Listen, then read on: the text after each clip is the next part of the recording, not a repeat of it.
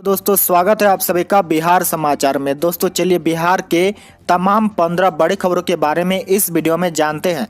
तो फटाफट से आप सभी कमेंट बॉक्स में जरूर बताएं कि आप बिहार के किस जिले में रहते हैं। साथ ही अपनी तरफ से आप इस वीडियो को एक प्यारा लाइक जरूर कर दें। इसके साथ ही वीडियो के अंत में आपसे एक सवाल पूछा जाएगा जिसका जवाब आपको कमेंट बॉक्स में बताना है, जिसमें से किसी एक को बिहारी मीडिया की ओर से एक लकी प्राइज जीतने का मौका मिलेगा। साथ ही आपके मन में अगर कोई भी सवाल हो तो आप हमें नीचे कमेंट बॉक्स में जरूर पूछें। आज की सबसे पहली खबर, सीएम नीतीश ने किया high level meeting, walk in interview से डॉक्टर पैरामेडिकल स्टाफ की बहाली को कहा। जी हां, बिहार का स्वास्थ्य विभाग इन दिनों डॉक्टर और पैरामेडिकल स्टाफ की कमी से जूझ रहा है। कोरोना महामारी के दौर में डॉक्टर और मेडिकल स्टाफ का कमी होना इस आपदा से निपटने की समस्या को और बढ़ा देता है। ऐसे में बिहार सरकार ने जल्द ही डॉक्टर और पैरामेडिकल स्टाफ की नियमित बहाली का निर्णय लिया है। मुख्यमंत्री के निर्देश पर शनिवार को एक हाई लेवल मीटिंग की गई। इसमें तय किया गया कि बिहार में जितनी रिक्तियां हैं जल्द ही उसको भरा जाएगा।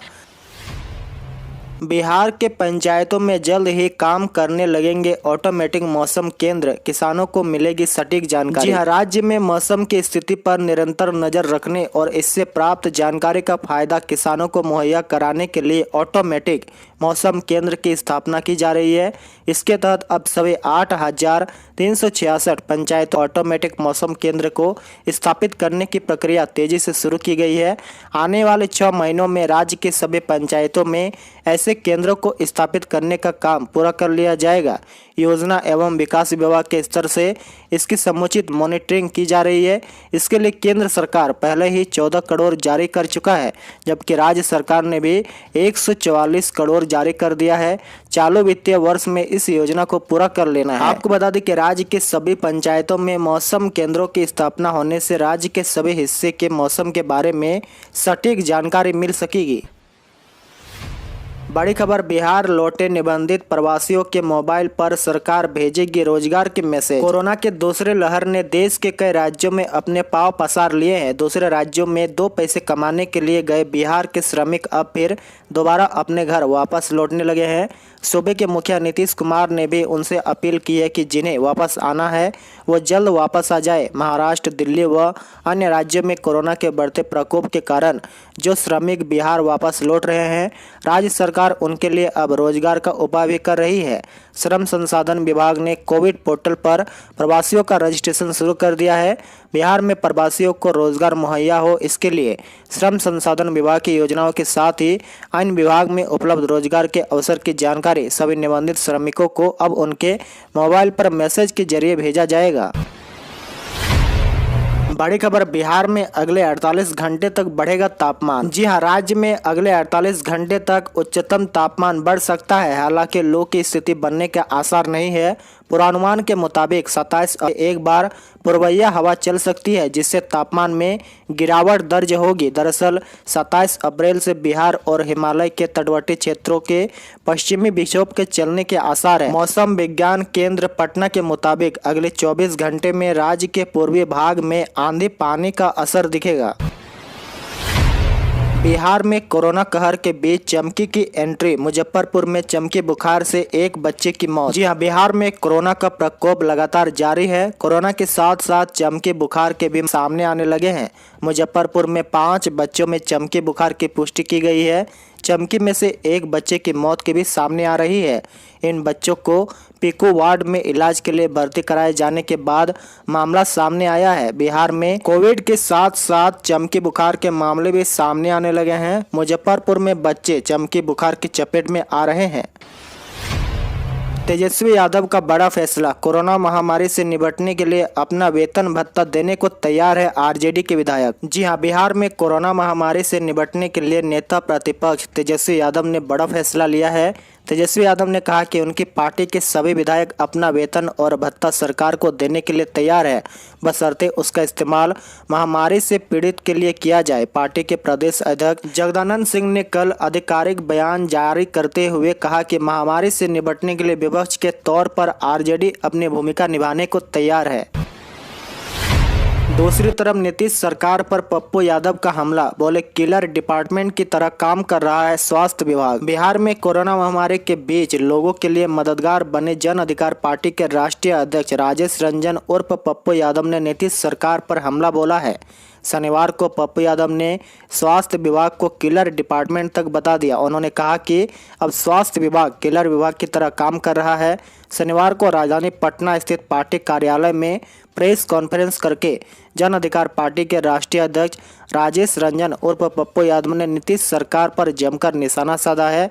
उन्होंने कहा कि बाईपास स्थित 80 से 85% निजी अस्पताल मौत का सौदागर है। कोरोना इलाज के नाम पर ये लोग आम जनता को लूट रहे हैं। बिहार में जारी है कोरोना का कहर। एक दिन में मिले 12,359 नए संक्रमित मरीज। पटना में 2479 संक्रमित की हुई पहचान। जी हां, बिहार में एक दिन में 12,359 नए कोरोना संक्रमित की पहचान की गई है। पिछले 24 घंटे में राज्य में 1,01,428 सैंपल की कोरोना जांच की गई। शनिवार को राज्य स्वास्थ्य समिति के कार्यपालक निदेशक मनोज कुमार ने इसकी जानकारी दी है। राज्य में कोरोना संक्रमण की दर 12.18% दर्ज की गई है। हालांकि राज्य में एक दिन पहले 313 कम नए संक्रमित की पहचान हुई थी।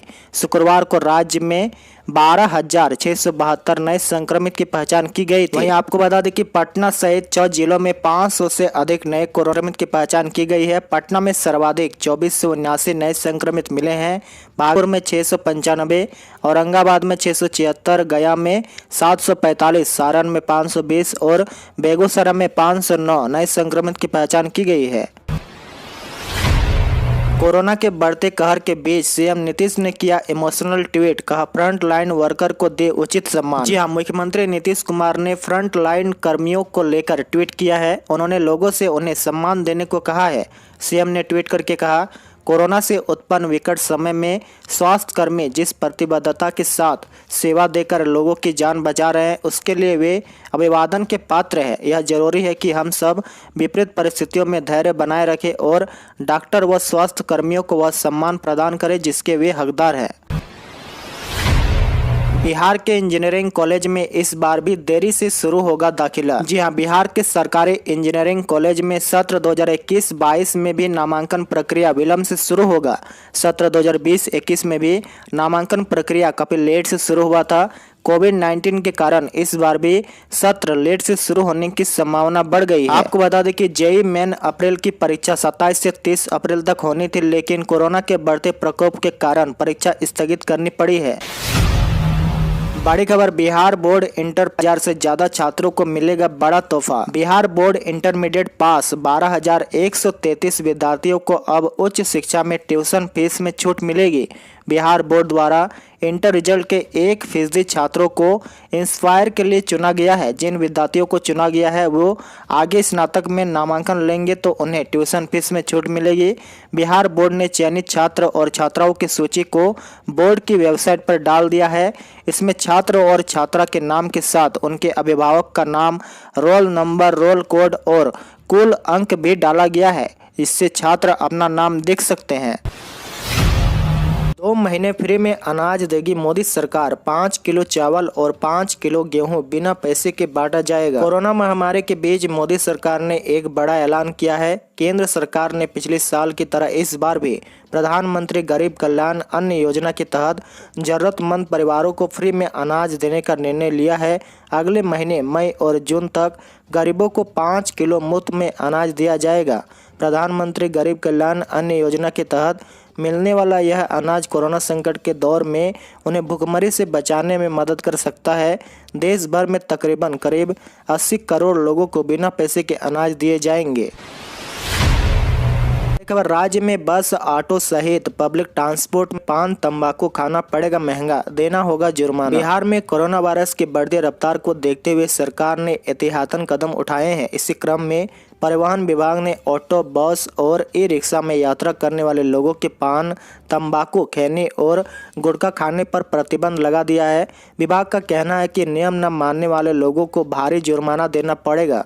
विभाग ने सभी जिलाधिकारियों और पुलिस अधीक्षकों को आदेश का कड़ाई से पालन करवाने के लिए निर्देश जारी किया है। विभाग की तरफ से जारी आदेश के अनुसार यदि कोई बस, ऑटो सहित किसी भी पब्लिक ट्रांसपोर्ट में यात्रा के दौरान गुटखा, पान और तंबाकू खाते हुए पकड़ा जाता है तो उसे भारी जुर्माना देना पड़ेगा। इसके अलावा आपके खिलाफ कानूनी कार्रवाई भी हो सकती है।